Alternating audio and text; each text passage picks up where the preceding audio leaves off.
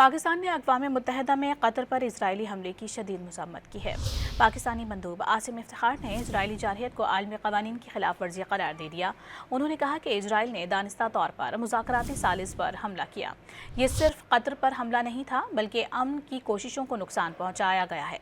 इस मौके पर आसिम इफ्तिखार ने पाकिस्तान में सैलाब से नुकसानात का जिम्मेदार भारत को करार देते हुए आलमी बरादरी से साथ खड़ा होने का मुतालबा कर दिया। उन्होंने जोर दिया है कि पानी को बतौर हथियार इस्तेमाल करने से भारत को रोका जाए। पाकिस्तान ने अक़वाम मुत्तहिदा में कतर पर इजरायली हमले की शदीद मज़म्मत की है। पाकिस्तानी मंदूब आसिम इफ्तिखार ने इजरायली जारहियत को आलमी क़वानीन की खिलाफ वर्जी करार दे दिया।